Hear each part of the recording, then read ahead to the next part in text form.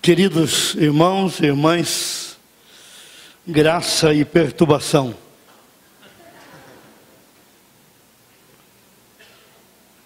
Precisamos de uma profunda inquietação da parte de Deus, a fim de nos movermos e nos mobilizarmos como igreja para fora de Londrina.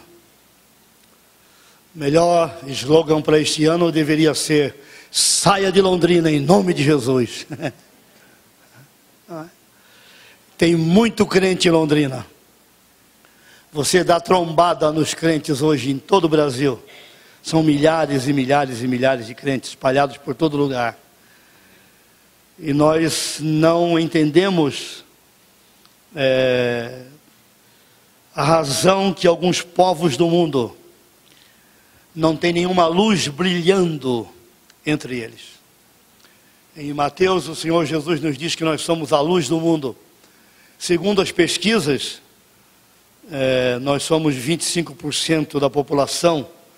Salvos realmente, nós não sabemos quantos são. Quem realmente nasceu de novo é outra questão. Não é? No hall de membros da igreja, molhado na água do batismo, são milhares. Nascidos de novo é um grupo bem menor. Mas nós temos muita gente assim mesmo, brilhando nesta nação. Eu tenho recebido o privilégio da parte de Deus de passar por alguns lugares onde não há nenhuma luz brilhando. Trevas, trevas, trevas, muita idolatria, muita presença demoníaca, adoração a ídolos, uma profunda e tenebrosa batalha espiritual. Eu quero novamente relembrar a questão deste livro, Homossexualidade, um guia de orientação aos pais para a formação da criança. Eu tomei nota de algumas questões que eu penso interessante mencionar. Mães criam meninos e pais homens. O que é um pai de personalidade? Um pai de personalidade é um homem forte e bondoso. Como pais, homens, nós precisamos aprender a dizer, aqueles que não sabem, que não aprenderam, isso vem no discipulado, aprender a dizer não aos filhos, muitas vezes. A capa da Veja trouxe uma reportagem, a questão de talvez um mês, com um adolescente segurando na mão dos pais, e o título da capa era o seguinte: agora são eles que mandam. A Bíblia diz: não, não é verdade. Não são os filhos que mandam nos pais, são os pais que educam, disciplinam à luz da Bíblia e dirigem os seus filhos na vida diária. É claro que vai chegar um momento que eles vão fazer as suas escolhas.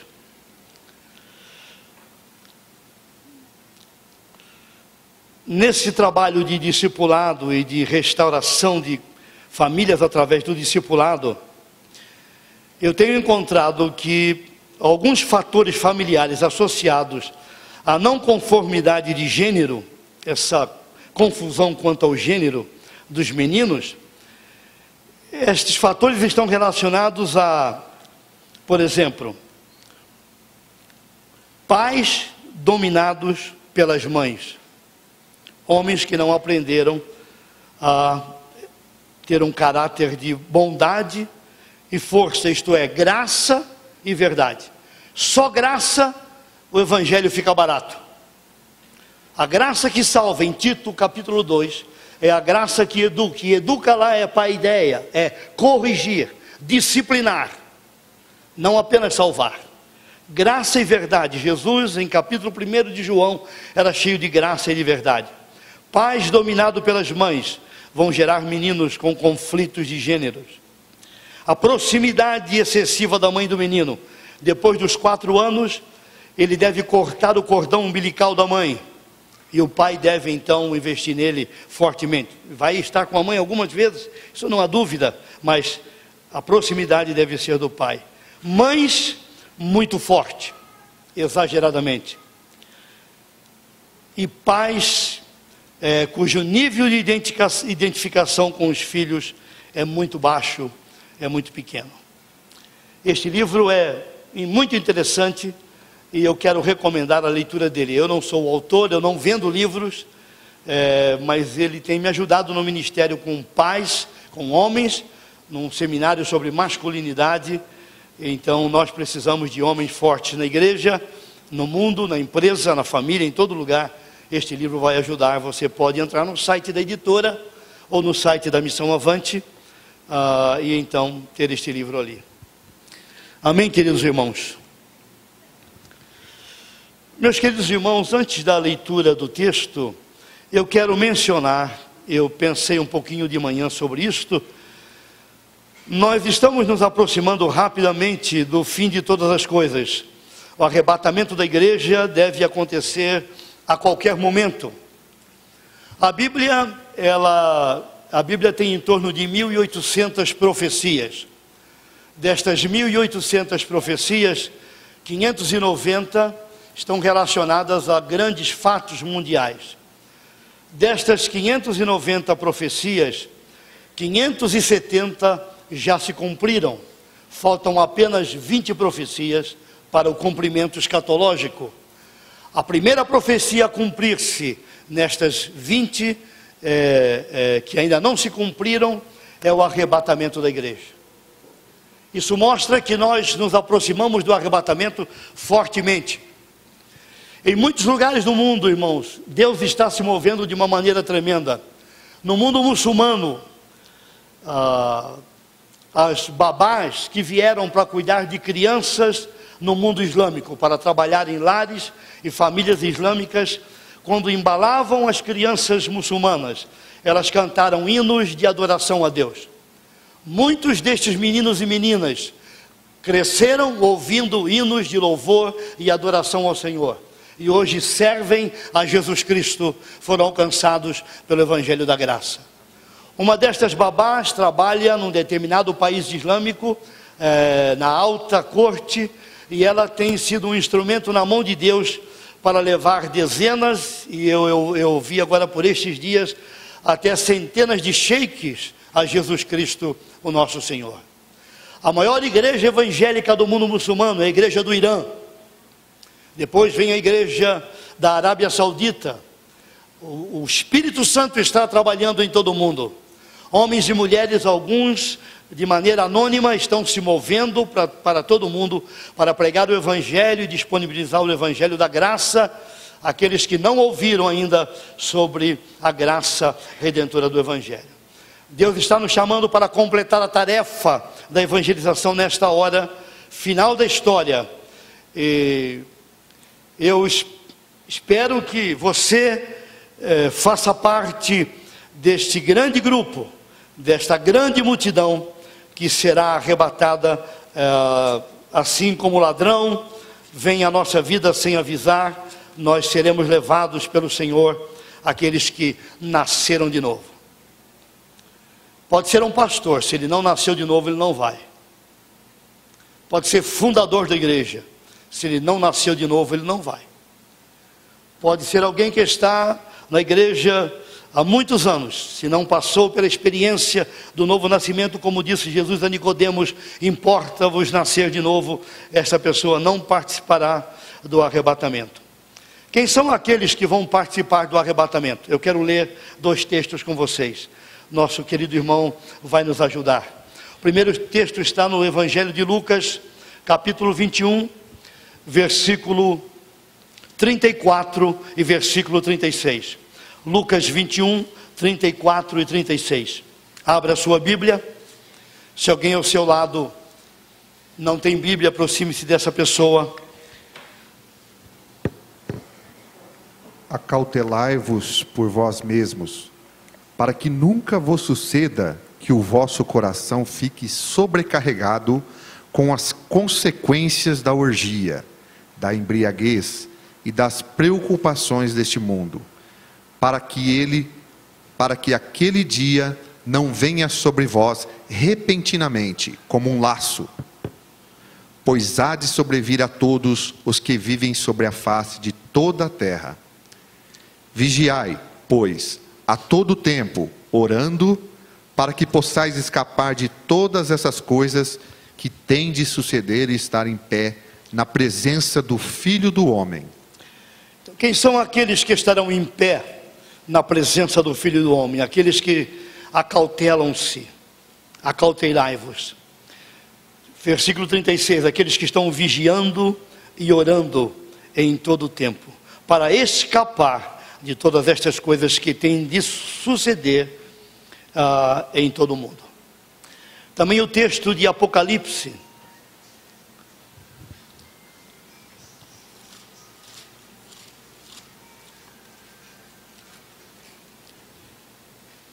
capítulo 3, versículo 10.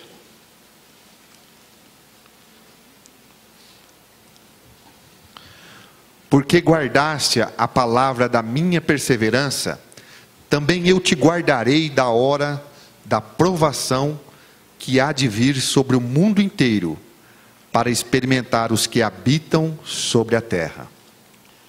Guardastes a palavra da minha perseverança, da minha paciência. Que palavra é esta, irmãos, que nós somos chamados a guardar? É a palavra da cruz.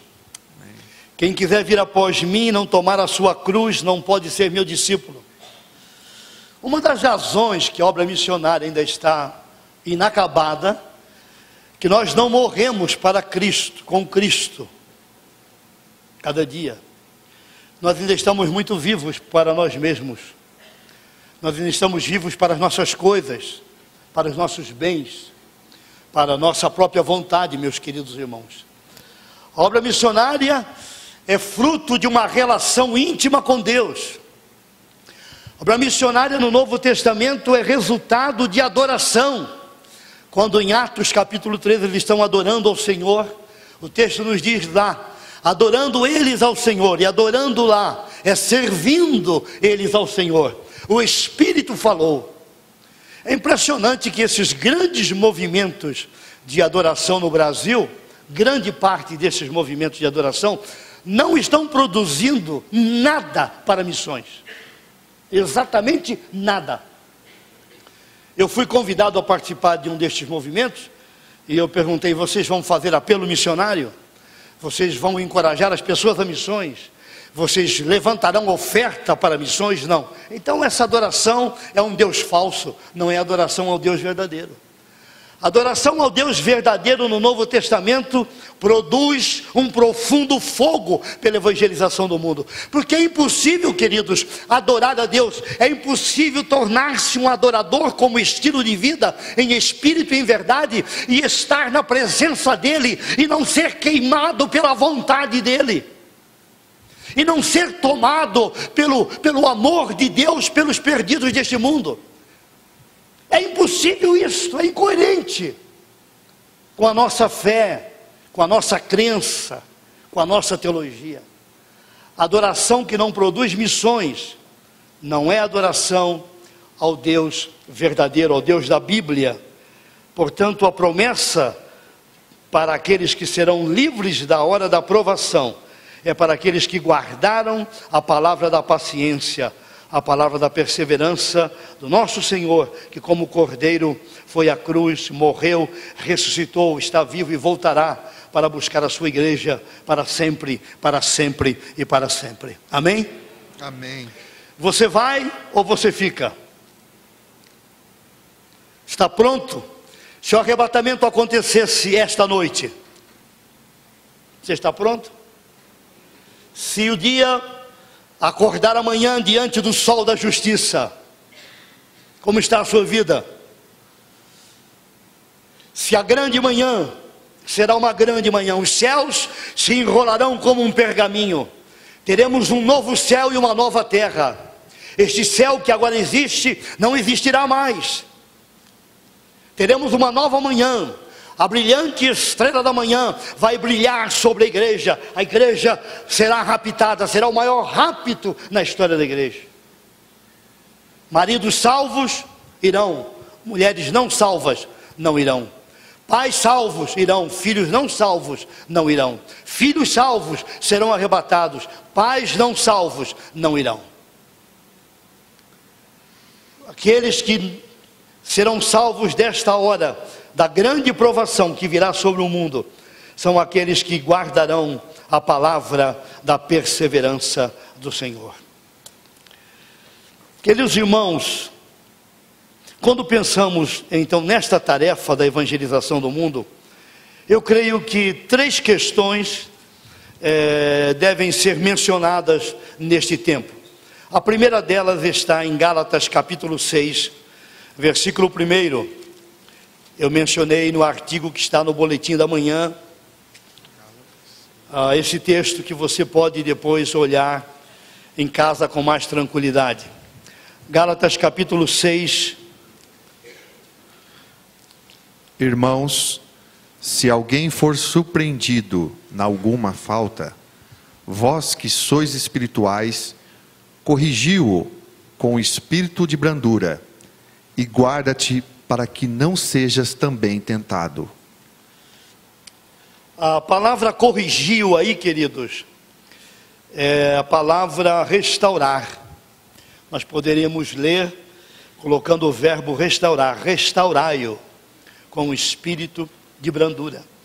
Se alguém for surpreendido em alguma falta, algum deslize, algum desvio da verdade e da justiça, essa é a ideia aí. Se alguém for encontrado em algum pecado, em algum delito, restaurai-o. É interessante porque nesse momento, quando a igreja parece viver um momento de declínio e de profunda fraqueza na pregação e na questão teológica, a igreja não fala mais sobre pecado. Poucas igrejas falam claramente sobre a questão do pecado e tratam o pecado à luz da palavra de Deus. Se alguém for encontrado em algum pecado, o texto diz, se esta pessoa realmente se arrependeu e deseja ser ajudado, restaurai-o. Qual pecado? Qualquer pecado, queridos. Eu coloquei aqui uma lista de pecados que podemos cometer na nossa caminhada. Por exemplo, um cristão que não fala a verdade. Nós somos libertos pela verdade para deixarmos a mentira. A mentira escraviza, a verdade liberta. Mas um cristão que não é verdadeiro, por alguma razão ele tem tido um deslize, precisa ser confrontado no bom sentido da palavra e restaurado se ele deseja ser um homem ou uma mulher da verdade. Um cristão fofoqueiro, maldizente. A palavra para maldizente no Novo Testamento usada por Paulo a Timóteo e também por Lucas em Atos capítulo 19, é a palavra periergo, que significa feitiçaria. Uma pessoa maldizente é uma pessoa que pratica feitiçaria. Um fofoqueiro é um feiticeiro na vida da igreja. Ele precisa arrepender-se do seu pecado e ser restaurado. Uma pessoa que compra e não paga precisa ser restaurado e aprender a gastar o dinheiro segundo Deus. O dinheiro não é nosso, o dinheiro é de Deus. Uma pessoa que sempre chega atrasada aos seus compromissos. Isto é uma questão de caráter. Eu aprendi com meu pai a chegar nas reuniões sempre antes dela começar. Um cristão é alguém que chega na hora, pelo menos na hora certa. Pessoa que normalmente não chega na hora certa, sempre tem uma desculpa, precisa ser restaurada. Um homem que tem como violência a sua casa, um homem violento na sua casa, que bate na sua mulher. Não sei se vocês ouviram uma pesquisa que tem mostrado que a violência em lares cristãos está crescendo. Mulheres estão sofrendo maior violência dentro de casa.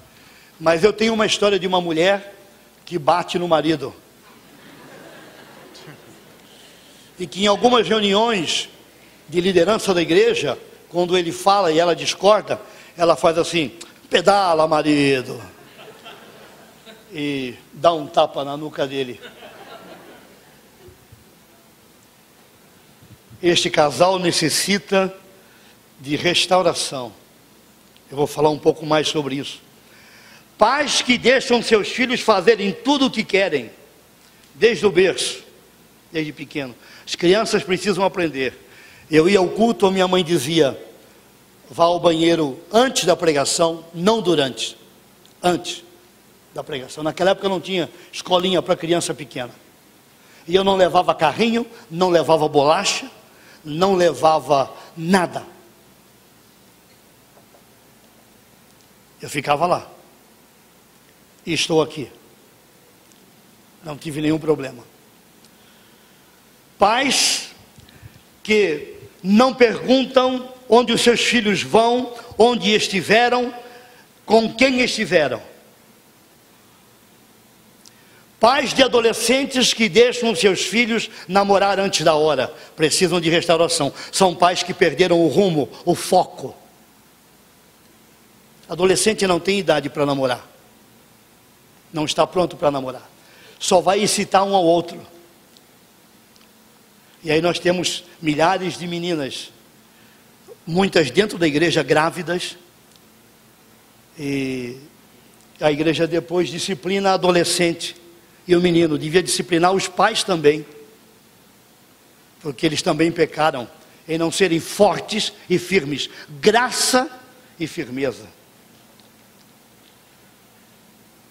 Jovens que vão a motel com a sua namorada, ou com a namorada do outro.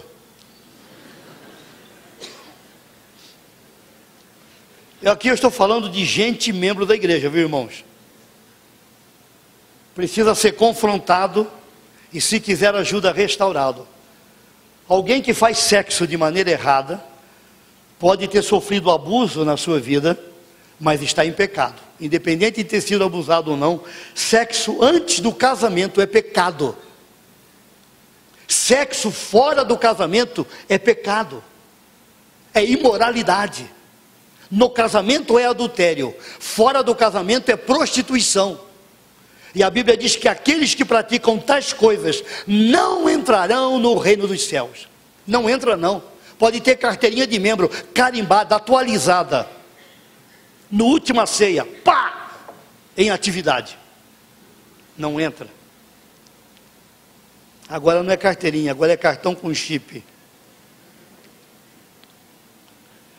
Quem pecou precisa ser restaurado.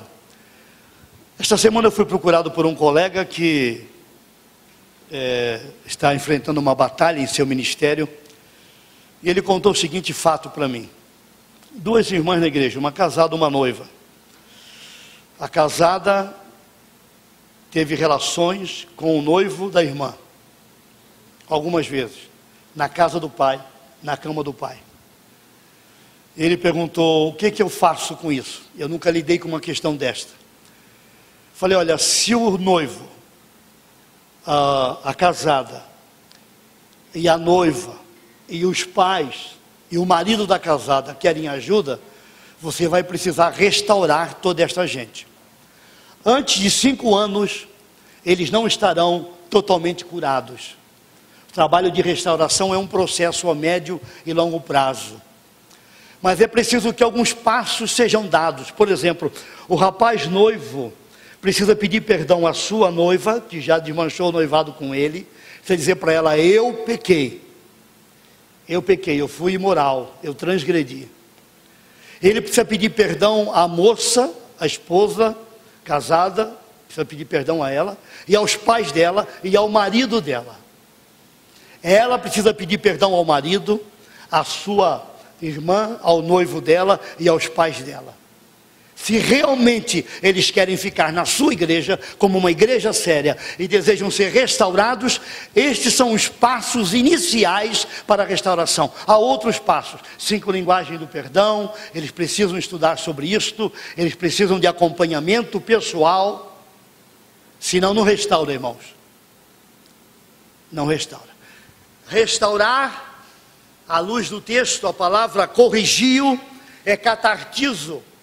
Palavra usada pelos médicos no grego clássico do Novo Testamento para consertar osso quebrado. Você não conserta osso quebrado com bate-papo, com band-aid. Você precisa colocar no lugar e depois engessar, dependendo de onde quebrou. Orei para uma pessoa esta semana que está no hospital, caiu de alguns metros. Os médicos, cada vez que examinam, descobrem alguma coisa quebrada. Tudo está quebrado. Não dá para restaurar com uma passagem pelo pronto-socorro. tome Doril, que a dor sumiu. Não, não é assim. Vai precisar de muitos cuidados. Restaurar, existe trabalho pesado, não menos do que 5 anos. Um rapaz que se converteu agora foi cheio do Espírito. Isso é muito interessante. Quando alguém nasce de novo, queridos, a vida muda radicalmente. Não dá para nascer de novo e continuar vivendo no chiqueiro como porco. Não é impossível. Quando alguém nasce de novo, torna-se uma nova pessoa, recebe uma nova mente, uma nova maneira de pensar. A mente embotada desembota, a mente atrofiada desatrofia. Os músculos do entendimento são iluminados pela palavra e pela energia do Espírito e pelo poder do Evangelho. A nova vida se manifesta na forma de pensar, na cosmovisão. A minha maneira de olhar para Deus muda completamente. Eu tenho tratado com pessoas que tiveram com seus pais aqui na terra um relacionamento extremamente complicado. E para relacionar-se com Deus como pai também não era tão fácil. Mas quando o Espírito Santo entrou em suas vidas e eles foram cheios deste Espírito, eles foram curados, estão restaurados e caminhando, adorando a Deus como Pai, numa vida alegre e feliz para a glória do Senhor Jesus e pregando o Evangelho. É uma nova mente, é uma nova visão, é um novo andar, é uma nova vida. Aquele que está em Cristo, nova criatura é, as coisas velhas já passaram, eis que tudo se fez novo.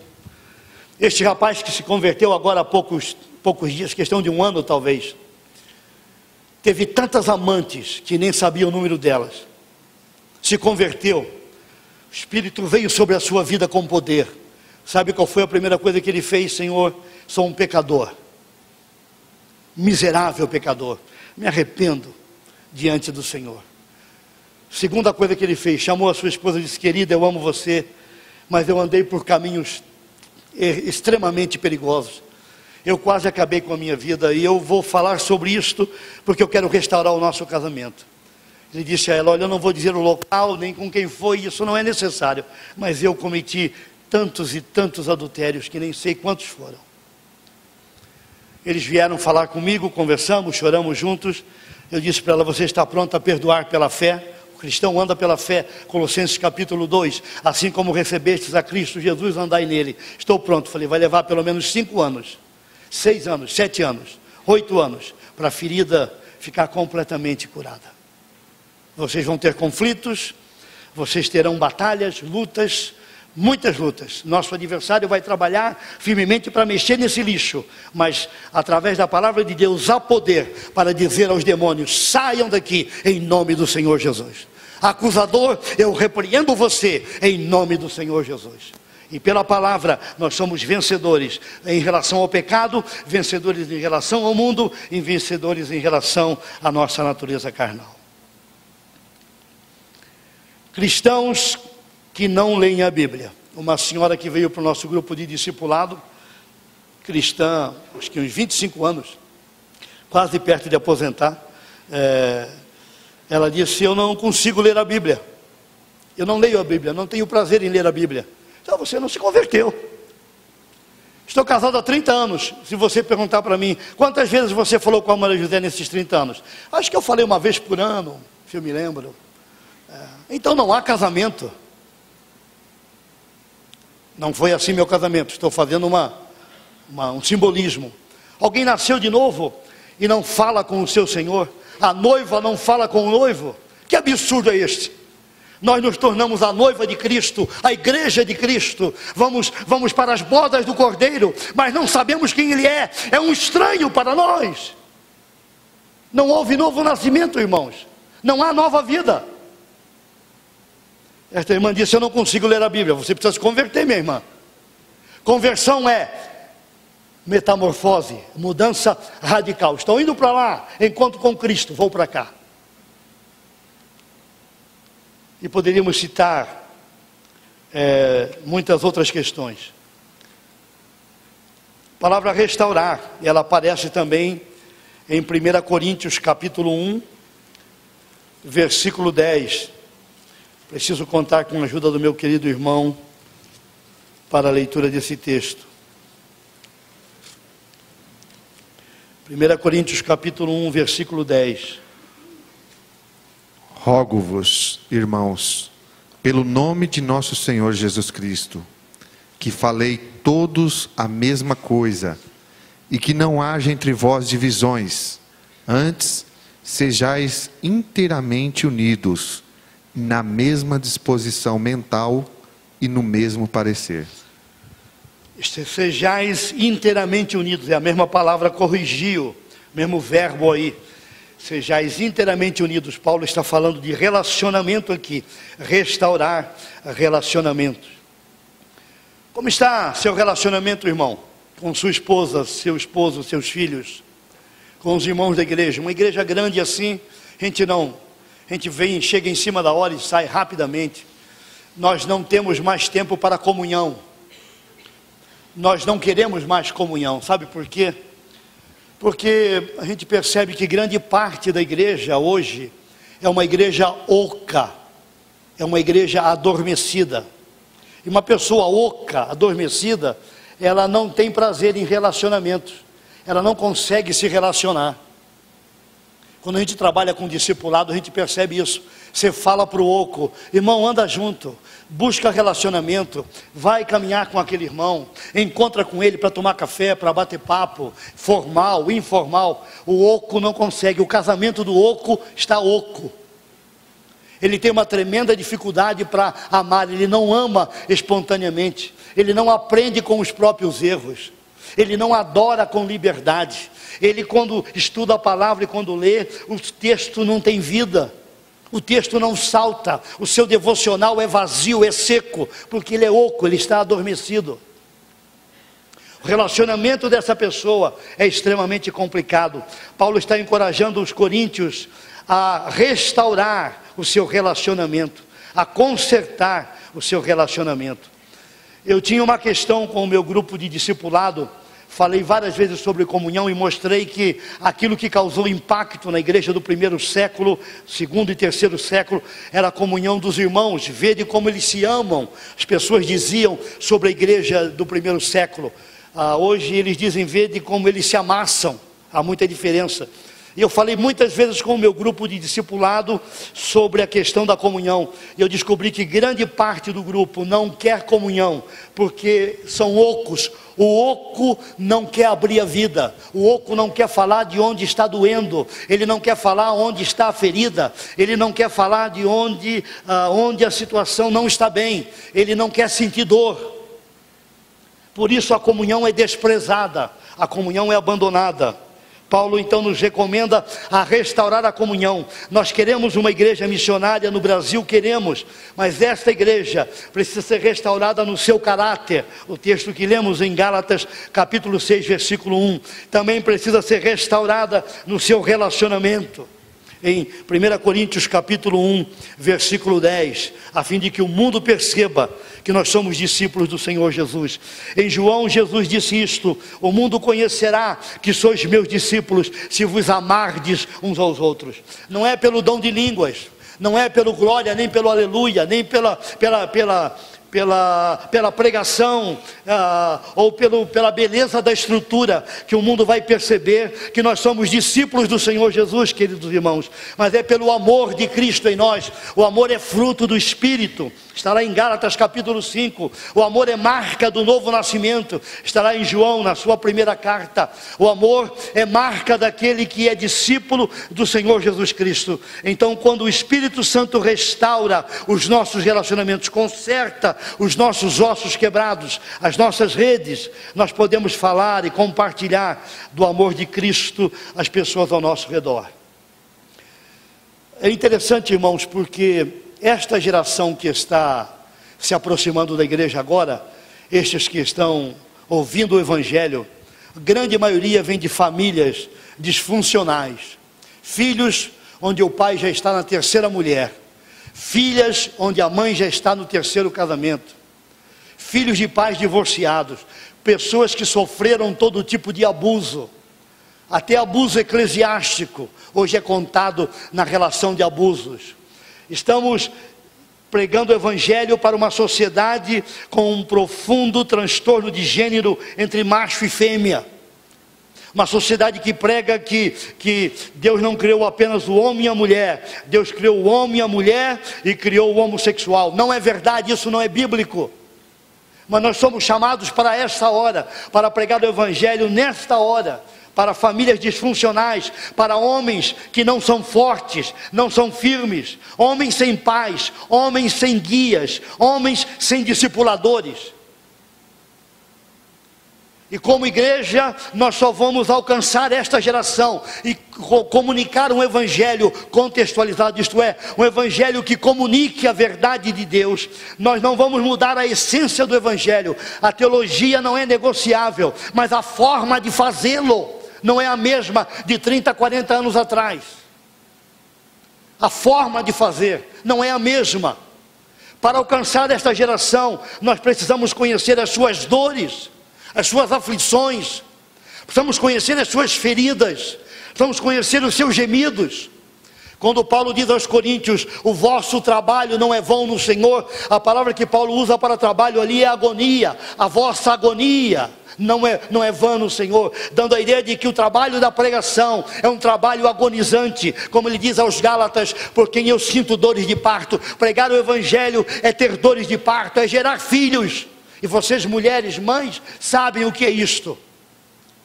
É gerar filhos, é gerar netos, bisnetos e tataranetos espirituais. Esse é o trabalho de todo cristão. Não é trabalho de uma equipe, não é trabalho dos pastores da igreja. Esse é trabalho de cada um de nós, agonizar no trabalho da pregação, agonizar para alcançar esta geração.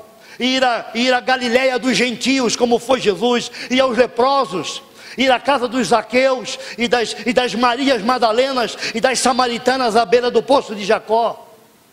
Nós não fomos chamados para ficar aqui dentro cantando e aplaudindo e cantando e com ar condicionado, extremamente confortados, e acabou isto aqui, nós vamos embora e só voltamos na outra reunião. Isso não é a igreja, isso não é o corpo de Cristo, não é este o projeto de Deus, o propósito de Deus. Deus nunca pensou num monstro como esse em que a igreja se tornou.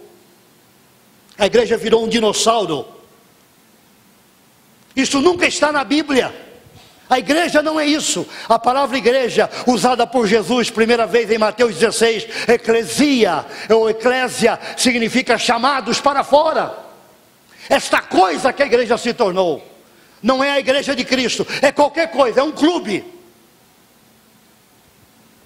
É um clube, é um lugar de lazer espiritual, onde nós vamos à igreja hoje porque nós queremos ser curados, nós queremos ser prósperos, nós queremos alcançar a vitória, nós queremos profetizar, nós queremos decretar, nós queremos ser vencedores. É verdade, nós somos vencedores, isso é bíblico. O Senhor cura, Ele cura. Eu já tenho visto muitas curas do Senhor. Ele abençoa, Ele manda recursos, mas a salvação que nos foi dada, ela é uma salvação espiritual. Nós somos libertos do poder do pecado. O pecado não terá domínio sobre vós.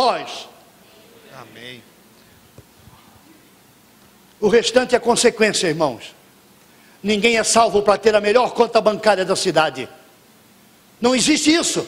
Isso é coisa dos mercantilistas da televisão. Isso é coisa desses ladrões da televisão, desses roubadores, falsos profetas, falsos apóstolos. O que eles pregam não é bíblico. Eles usam o evangelho, mas não pregam o evangelho. Eles fazem uso do evangelho para enriquecer a sua conta bancária, enquanto o campo missionário não tem obreiros suficientes, e muitos obreiros estão pagando um preço altíssimo para levar o seu ministério adiante, enquanto a igreja está extremamente distraída no seu campo de prazer. A igreja virou mais um barco de prazer do que um barco de guerra. A Bíblia diz que nós somos chamados para a guerra, meus irmãos, para a batalha, não para um cruzeiro. Então, a igreja precisa ser restaurada para alcançar esta geração quebrada, essa geração falida. Nós enfrentamos uma questão interessante hoje, porque além de pregar o evangelho, nós precisamos defender o evangelho. Isso não era assim alguns anos atrás. Hoje nós precisamos dizer às pessoas ao nosso redor o que não é o Evangelho. O Evangelho não é aquilo que o pregador diz lá: se você tomar um copo d'água, tudo está resolvido, coloca em cima da televisão. Isso é macumba.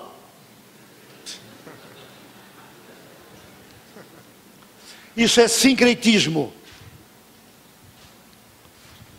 Num desses programas aí da televisão, eu estava estudando uma madrugada. Eu sou notívago, gosto da madrugada. E depois de algum tempo de estudo, eu tenho um trabalho que eu tenho preparado no Salmo 119, como estudar a Bíblia a partir do Salmo 119. E aí parei um pouco para tomar um banho, tomar um café, e liguei a televisão para dar uma distraída. Eu precisava estudar aquela madrugada inteira, e caiu num dos programas desses que eu, às vezes, ouço exatamente para poder falar com autoridade, além do que eu vi pessoalmente.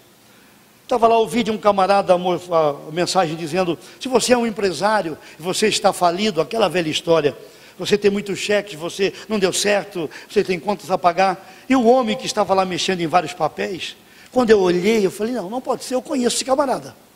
Ele foi minha ovelha. Ele é membro de uma igreja onde eu fui pastor.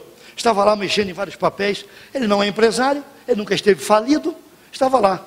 E aí aquele repetiu durante toda a madrugada, e eu vi que era realmente aquela pessoa. E aí eu liguei para ele no dia seguinte, falei: meu irmão, o negócio é o seguinte, eu vi você num programa assim, tal, da igreja tal, o que é que você estava fazendo lá? Pastor, eu vivo disso, eu vendo a minha voz. Falei: você está vendendo a sua fé, participando de uma quadrilha, de uma mentira. Você não é empresário, você nunca faliu, e nenhum empresário em 6 meses, em 1 ano, consegue reaver tudo que perdeu. Não existe isso. Há empresários aqui, certamente. Quanto tempo leva para uma empresa dar resultado? Para dar lucro? É trabalho pesado, trabalho duro. A menos que essa pessoa tenha nascido em berço de ouro. Deus pode mandar dinheiro? Pode mandar. Mas há muita mentira no meio de tudo isso. Então, sejais inteiramente unidos, restaurando relacionamentos. Eu quero mencionar um último texto, queridos, para concluir o meu tempo. Eu só vou viajar amanhã pela manhã, então eu acho que eu tenho um pouco mais de tempo. E também eu cheguei aqui em Londrina e fui tocado por uma virose gripal, que provavelmente já estava incubada em mim. Eu passei esta noite bem complicada, e hoje o dia não foi muito bom. Eu estou aqui dependendo de Deus, mas eu estou animado para ir até mais tarde. Eu vi que vocês não gostaram. Efésios, capítulo 4, versículo 11 e versículo 12.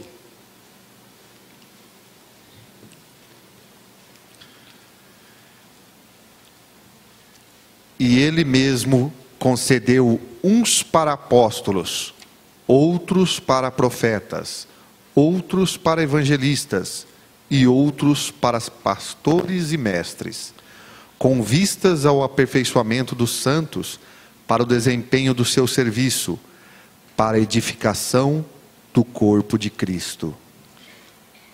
Obrigado, meu irmão. Com vistas ao aperfeiçoamento, é a mesma palavra, corrigiu, mesmo verbo, sejais inteiramente unidos, e aqui aperfeiçoamento, que é a palavra restauração, com vistas à restauração dos santos, para o desempenho do seu serviço, para a edificação do corpo de Cristo. Esse é o trabalho de quem está na liderança, equipar os santos para o ministério, restaurando os santos para o serviço do ministério. Eu quero contar um fato aqui nesse meu tempo final. Eu comecei o ministério pastoral em 79, e eu fui um pastor muito ativista. Eu visitava todo mundo, eu ia à casa de todo mundo, eu ia em muitas reuniões. Eu estava muito preocupado naquela época com aquilo que como a igreja avaliava o meu ministério, e a forma da igreja avaliar bem é se eu tinha muita coisa para fazer. Mas os anos passaram, eu encontrei um irmão que foi meu discipulador, irmão Kenkudo, um japonês naturalizado americano. Ele veio à América por causa da guerra no Japão, perdeu o seu pai, era um budista, se converteu, veio ao Brasil e eu fui um dos homens que ele investiu. Nesse período eu descobri que a minha tarefa como pastor não era fazer todas as coisas. E meu ministério estava crescendo, a minha igreja estava crescendo e a minha família estava quebrada. Uma certa ocasião eu cheguei em casa, Maria José estava arrumando as malas e eu disse: querida, você vai viajar? Não estou sabendo. Ela disse: eu sou viúva de marido vivo. Você casou com a igreja. Eu não tenho marido. Então chorei, lágrimas de crocodilo naquela ocasião. Pedi perdão, mas aquilo não era arrependimento verdadeiro. E eu disse a ela que eu iria mudar. Mas sabe, queridos, vocês como igreja fazem muita pressão sobre nós, pastores. Nós temos que cumprir uma determinada tabela de coisas para fazer. Se a gente não faz, vocês encontram a gente de bermuda no centro da cidade. A primeira pergunta é se nós estamos passeando. Estou passeando sim, qual é o problema? Não posso passear porque sou pastor? Lembro de um irmão que perguntou isso para mim no centro da cidade: está passeando, pastor? Estou passeando sim. Aí ele disse assim para mim: irmão, não sabe que quem passeia é o diabo?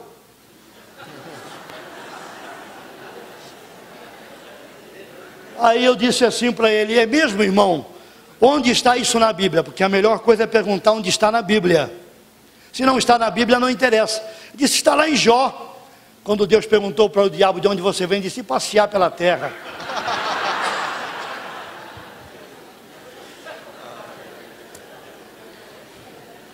Eu disse: você tomou o texto fora de contexto para pretexto. E eu vou continuar passeando, você não vai roubar a minha alegria não. Eu estava de bermuda, sandália, e continuei o meu passeio. Eu fui liberto dessas coisas. Amém. Algum tempo depois, minha filha de 6 anos disse assim: papai, o senhor não pode mudar de emprego, de trabalho? Eu disse: por que, filha? Os pais das minhas coleguinhas vão à praia, eu morava na praia, vão à praia. O senhor não tem tempo para ir à praia conosco. E eu percebi que a minha vida, minhas prioridades estavam equivocadas. Então eu fui para a palavra e descobri em Efésios, capítulo 5, que a minha prioridade número 1 é Deus. Enchei-vos do Espírito. Jesus é o número 1. A minha esposa deveria ser o meu número 2, e eu o número 2 para ela. As minhas filhas o número 3, e a igreja é o número 4.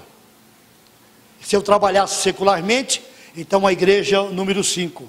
Não adianta eu ser um bom membro da igreja e um péssimo patrão. Um bom membro da igreja e um péssimo empregado.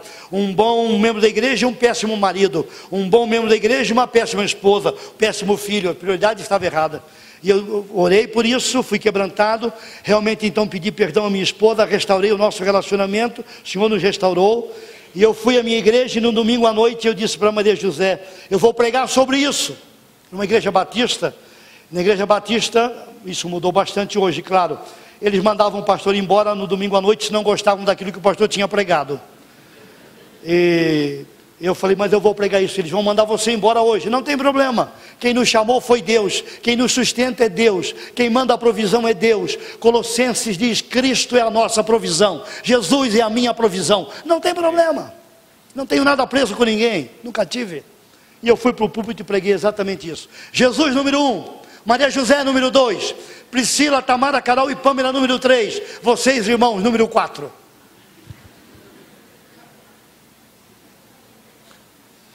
Acabou a reunião, aconteceu um fato interessante. As mulheres da igreja vieram todas para perto de mim. Eu percebi que eu já estava com metade da igreja do meu lado. E elas disseram para mim: pastor, prega isso todo domingo.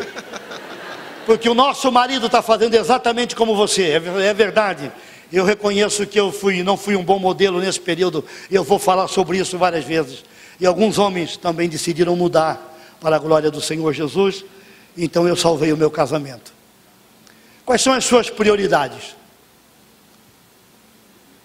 Quem é o número 1 na sua vida nesta noite? É o Senhor Jesus?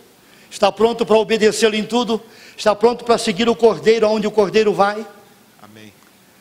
Quem deve ser o seu número 2? Se você é casado, a sua esposa, seu marido, deve amá-lo com todo o seu coração, gastar tempo, andar junto, namorar.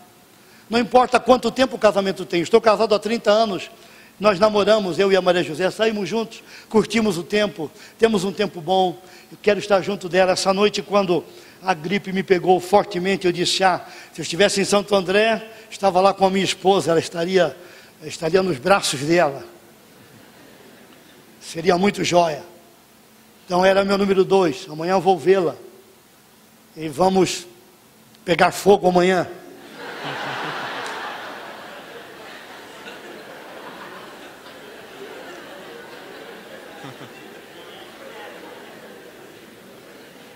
Isso é bíblico. No casamento é bíblico. Fora do casamento é fogo complicado. Dá um outro fogo. Queridos, de que maneira nós vamos gastar a nossa vida nos próximos 10, 20, 30 anos? Se Jesus demorar tanto tempo ainda, você vai gastar a sua vida de que forma? Em que projeto? De que maneira? Sabe, alguém certa vez disse que nós não começamos bem às vezes. A gente começa, tropeça aqui, tropeça ali, caminha com dificuldade. Mas como termina é muito importante. Como nós terminamos. Quais são os seus projetos de vida para a glória de Deus? Você está investindo de que forma? Sua vida, seus recursos, sua oração, seu ministério. Qual é seu foco? Para onde você vai? Por que nesta direção? Sua vida tem sido uma bênção para os povos não alcançados?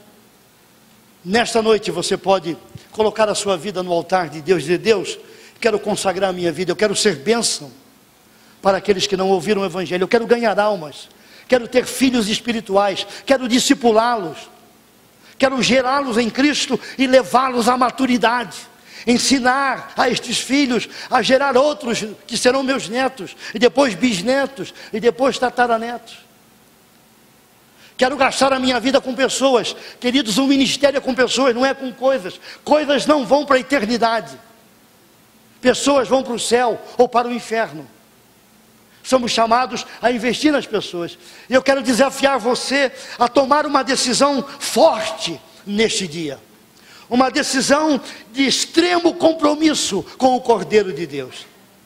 De decidir aqui esta noite, Senhor, eu vou seguir o Senhor, aonde o Senhor vai, não importa o preço. Lucas, o texto que eu li pela manhã, diz que há um preço, há um custo para seguir o Senhor Jesus.